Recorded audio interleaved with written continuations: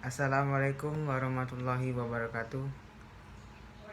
Nama saya Muhammad Zikri, NIM 20087146, Prodi Pendidikan dan Kepelatihan Olahraga, Fakultas Ilmu Keolahragaan, Universitas Negeri Padang. Di sini saya akan ujian tengah semester mata kuliah Anatomi Fisiologi. Yang terhormat Bapak Irfan Arifianto, SPD MPD, selaku dosen mata kuliah. Oke, untuk mempersingkat waktu, saya akan menjelaskan materi 1-6. Dua cabang ilmu, yaitu anatomi dan fisiologi, menjadi dasar yang penting untuk memahami bagian tubuh dan fungsinya. Anatomi adalah ilmu yang mempelajari struktur tubuh dan hubungan di antara mereka. Sedangkan fisiologi adalah ilmu yang mempelajari fungsi tubuh dan bagaimana tubuh bekerja. Karena struktur dan fungsinya sulit dipisahkan, maka kedua ilmu ini akan dipelajari secara bersama-sama. Struktur tubuh akan mengikuti fungsinya. Contohnya adalah ketika kita mempelajari struktur rangka manusia, maka kita akan mempelajari fungsi rangka juga.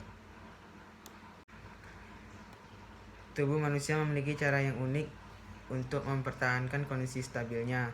Berbagai perubahan yang terjadi pada lingkungan internal dan eksternal tubuh dapat mempengaruhi kondisi homeostatis. Gangguan terhadap kondisi homeostatis dapat mempengaruhi semua sistem organ. Banyak bagian buku ini membahas peran tiap-tiap organ atau jaringan dalam membantu mempertahankan homeostatis. Pertama, struktur organisasi. Tubuh manusia terdiri dari beberapa organisasi, mulai dari yang paling sederhana sampai yang paling kompleks.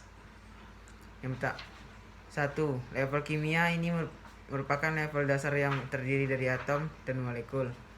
Atom utama yang membangun tubuh manusia terdiri dari atom karbon atau C, hidrogen atau H, oksigen atau O, nitrogen atau N, fosfor P, kalsium Ca, dan sulfur atau S. Sedangkan molekul utama adalah deoksiribonukleik asid atau DNA. Sel. Beberapa molekul yang akan bergabung membentuk sel. Sel merupakan bagian fungsional yang terdiri yang membangun tubuh makhluk hidup. Ada banyak sel yang membangun tubuh manusia seperti sel otot, sel saraf, dan sel epitel. 3. Jaringan-jaringan dibangun oleh beberapa sel yang berbeda yang memiliki fungsi tertentu. Ada 4 jaringan dasar pada tubuh manusia, yaitu jaringan epitel, jaringan pengikat, jaringan otot, dan jaringan saraf. Yang keempat, organ-organ dibangun oleh gabungan beberapa jaringan yang berbeda yang memiliki fungsi tertentu. Biasanya struktur organ dibangun oleh 2 atau lebih jaringan. Yang kelima, sistem organ. Sistem organ dibangun oleh gabungan beberapa organ yang kemudian akan melakukan fungsi tertentu dalam mempertahankan kondisi homeostatis. Yang keenam, organisme. Individu manusia terdiri dari berbagai sistem organ yang secara dinamis dan berkesinambungan menjaga agar dapat menjalankan fungsi hidupnya. Bab 2. Struktur organisasi manusia. Yang pertama, sel. Lebih dari 200 tipe sel yang berbeda memiliki fungsi yang berkontribusi untuk mempertahankan homeostatis. Dalam bagian ini, kita akan mempelajari struktur dan fungsi sel dalam mempertahankan homeostatis. Bagian-bagian sel adalah: yang pertama, membran plasma, yang kedua, sitoplasma, yang ketiga, nukleus. Yang kedua, jaringan. Jaringan adalah sekumpulan sel yang membentuk satu kesatuan dan fungsi tertentu. Fungsi jaringan antara lain: jaringan epitel merupakan penutup permukaan luar atau dalam kelenjar. Jaringan ikat berfungsi untuk mengikat dan menyokong. Jaringan otot berfungsi untuk bergerak. Darah eritrosit berfungsi untuk mengikat oksigen. Leukosit berfungsi untuk fagositosis. Trombosit berfungsi dalam proses pembekuan darah. Plasma berfungsi sebagai transport makanan dan imunitas. Jaringan saraf berfungsi untuk meneruskan rangsangan.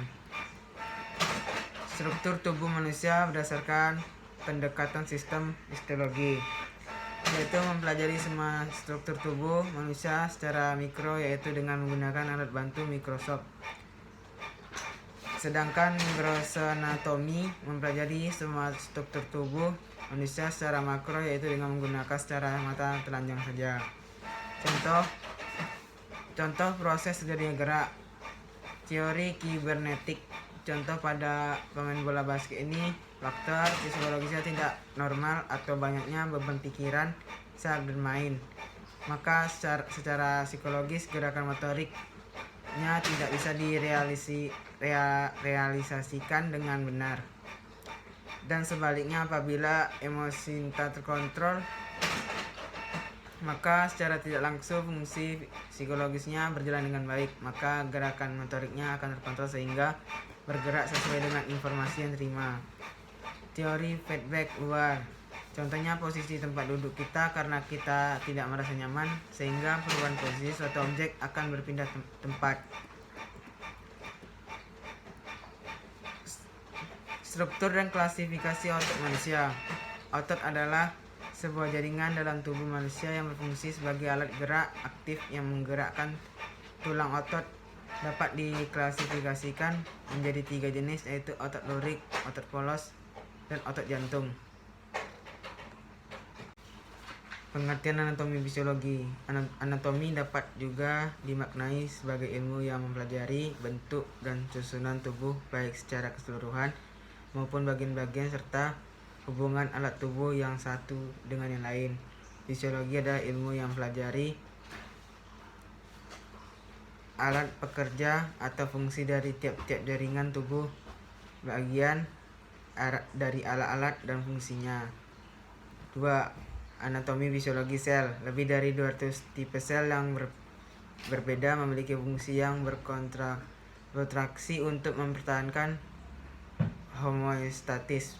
Bagian sel yaitu membran plasma, sitoplasma. Anatomi fisiologi jaringan. Jaringan penutup. Jaringan yang menutupi tubuh bagian luar dalam yang terdiri dari jaringan epitel dan non-endotel. Jaringan penunjang.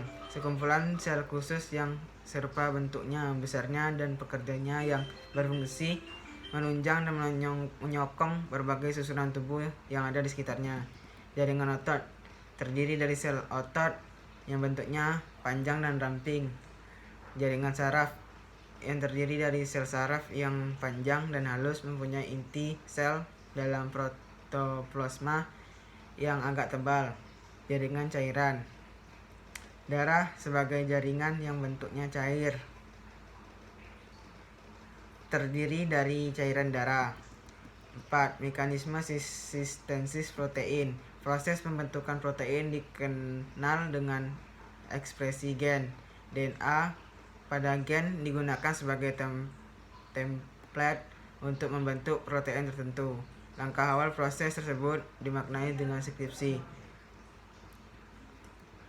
Fungsi organ dan sistem organ. Yang pertama, otak. Otak berfungsi sebagai kontrol tubuh. 2. Jantung. Jantung merupakan organ paling vital dalam tubuh. Yang ketiga, paru-paru. Paru-paru adalah organ pernapasan. Yang keempat, pankreas. Pankreas berfungsi untuk mengeluarkan dan melepaskan enzim yang mengandung cairan ke dalam duodenum dari usus kecil. Enzim-enzim membantu dalam pencernaan lemak, protein. Yang kelima, ginjal. Yang keenam, mekanisme transport aktif dan transport pasif. Transport pasif merupakan mekanisme transport yang tidak memerlukan energi dan terjadi secara spontan. 7. Struktur dan perkembangan tulang. Pertama, tulang kompak. Tulang kompak bentuknya padat, keras, dan membentuk perlindungan untuk jaringan tulang lainnya. 2. Tulang spons. Tulang spons terletak di bagian dalam dari tulang kompak, rapuh dan memilikinya banyak pori-pori atau rongga. 8. Mengidentifikasi tulang yang terdapat pada sistem rangka. Yang pertama, skeleton rangka. Tulang tengkorak. Tulang tengkorak merupakan tulang yang menyusun rangka kepala. 2. Tulang dada tersusun dari 3 tulang. Yang pertama tulang hulu, yang kedua tulang badan, yang ketiga tulang pedang. Oke, mungkin itu saja yang dapat saya sampaikan. Kurang lebihnya saya mohon maaf. Saya akhiri dengan wassalamualaikum warahmatullahi wabarakatuh.